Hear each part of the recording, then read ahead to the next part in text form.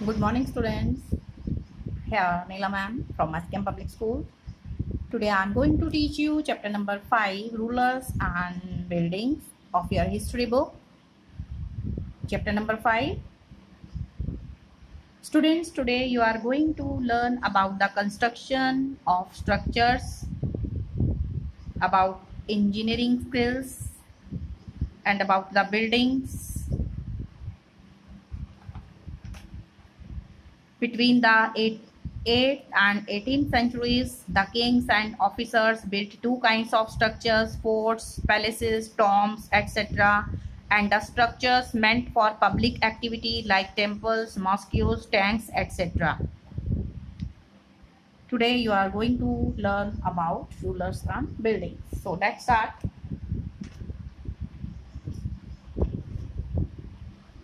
Here, figure number 1. You are looking at figure number here 1. Here, this shows the first balcony of Qutub Minar. Qutbuddin Aibak had this constructed around here 1199. Notice the pattern created under the balcony by the small arches and geometrical designs. Can you see two bands of inscriptions under the balcony? These are in Arabic. Notice that the surface of the minar is curved and angular. Placing an inscription on such a surface required great precision. Only the most skilled craftsperson could perform this task. Remember that very few buildings were made of stone or brick 800 years ago. What would have been the impact of a building like the Qutub Minar on observers in the 13th century? Between the 8th and the 18th centuries, kings and their officers built two kinds of structures. So here you are looking here. This is a picture of Qutub Minar. The Qutub Minar is 5 stories high. The band of inscriptions you see are under its first balcony. The first floor was constructed by Qutbuddin Aibak and the rest by Iltutmish around 1229. Over the years, it was damaged by lightning and earthquakes and repaired by Alauddin Khilji, Muhammad Tughlaq, Firoz Shah Tughlaq, and Ibrahim Lodi. So between the 8th and 18th centuries, kings and their officers built two kinds of structures.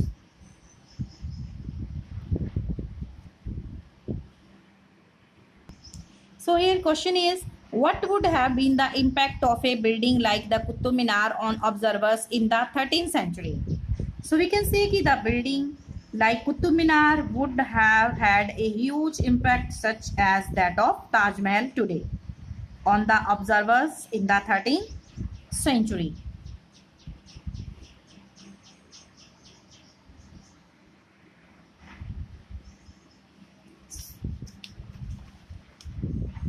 So two kinds of structures were, the first were forts, palaces, gardens, residences and tombs, safe, protected and grandiose places of rest in this world and the next.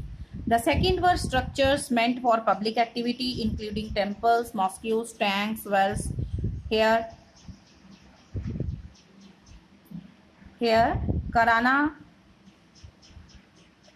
caravanserias and bazaars.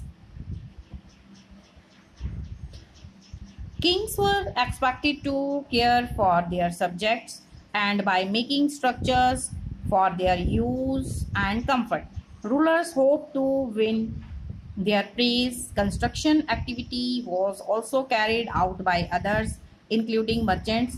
They built temples, mosques, and wells. However, domestic architectures, large mansions, havelis of merchants has survived only from the 18th century.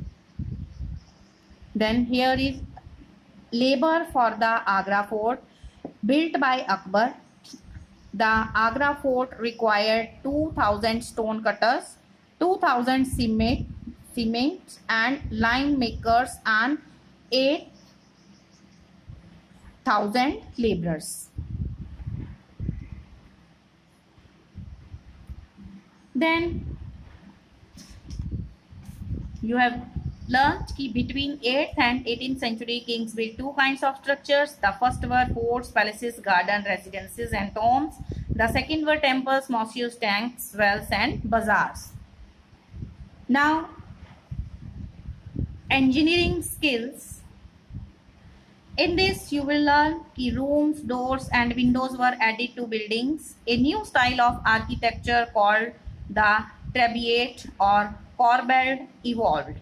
The weight of the superstructure above the doors and windows was carried by arches. This form was called arcuate. Limestone cement was used in construction. So, engineering skills and construction. Monuments provide an insight into the technologies used for construction. Take something like a roof, for example. We can make this by placing wooden beams or a slab of stone across four walls. But the task becomes difficult if we want to make a large room with an elaborate superstructure. This requires more sophisticated skill. So, superstructure, it is here the part of a building above the ground floor. Superstructure means the part of a building above the ground floor. That is called superstructure. Okay.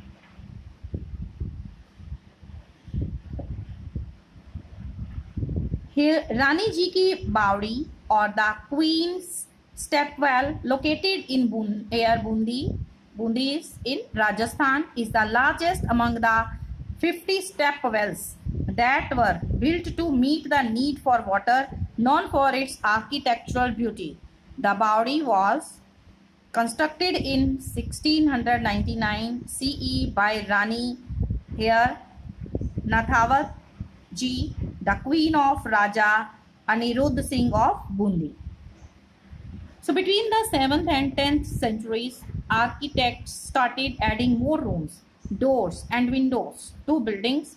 Roofs, doors and windows were still made by placing a horizontal beam across two vertical columns. These are two vertical columns here. These are two vertical columns. Vertical column. And a style of architecture called Trabeate. This style is called Trabeate or corbelled between the 8th and 13th century. The Trabeate style was used in the construction of temples, mosques, tombs, and in buildings attached to large step wells, baulis. Okay, large step wells, that is called baulis. So this is a structure here. This is called what? Trabeate. This is called what? Trabeate. Trabeate means a style of architecture in which roofs, doors and windows were made by placing a horizontal beam across two vertical columns. This by placing a horizontal beam across two vertical columns. So this is our here architecture called Trabeate.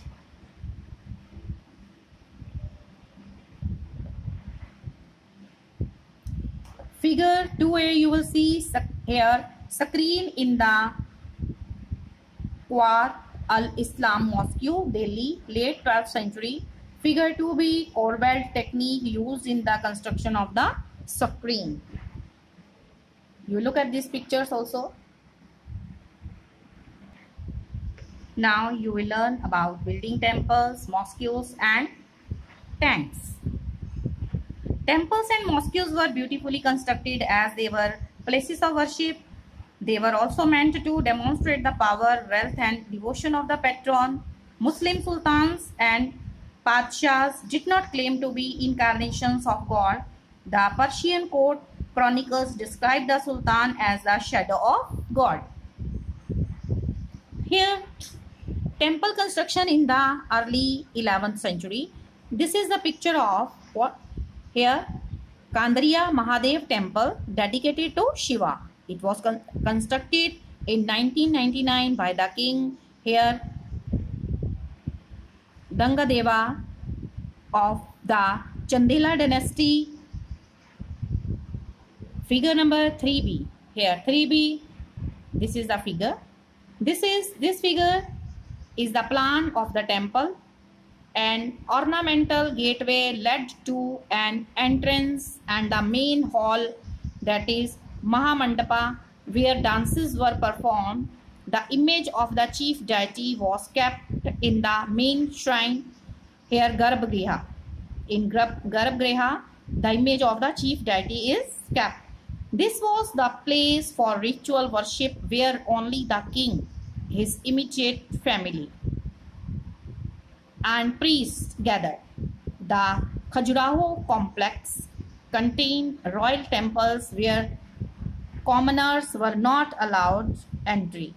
The temples were decorated with elaborately carved sculptures. So in figure number 4, this is figure number 4. This is of which temple? Raja Rajeshwara temple. Raja Rajeshwara temple, which is in Thanjavur.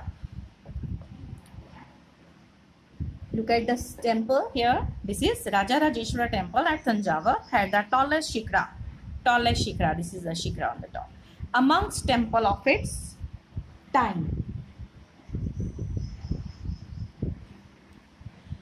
Constructing it was not easy because there were no cranes in those days, and the 90-ton stone for the top of the shikra was too heavy to lift manually.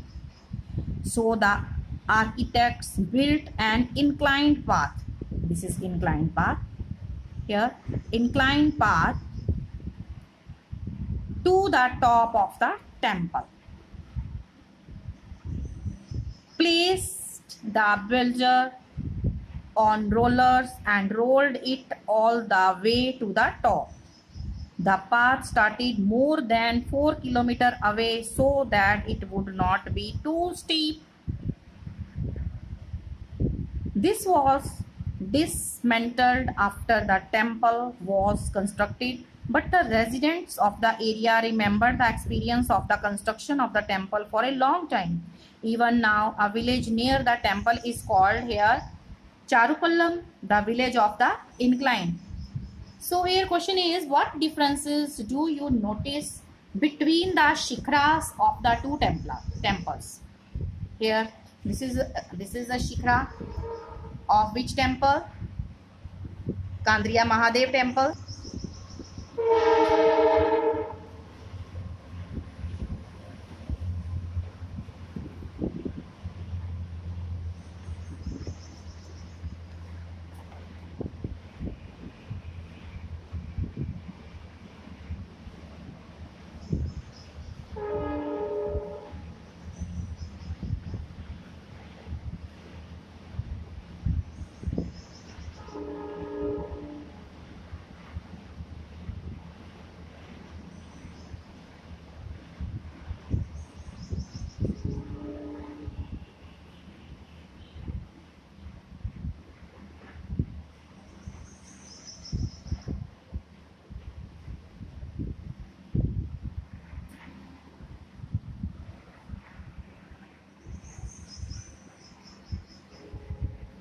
Here, shikra of Kandriya Mahadev temple. Look at this shikra and Shikhra of here Rajarajeshwara temple, what differences do you notice between the Shikhras of the two temples? We can see the difference of heights can be noticed between the Shikhras of two temples. Can you make out that the Shikhra of the Rajarajeshwara temple is twice as high as that of the Kandriya Mahadeva? Yes, one can easily make out that the Shikhra of the Rajarajeshwara temple is twice as high as that of the Kandriya Mahadeva temple.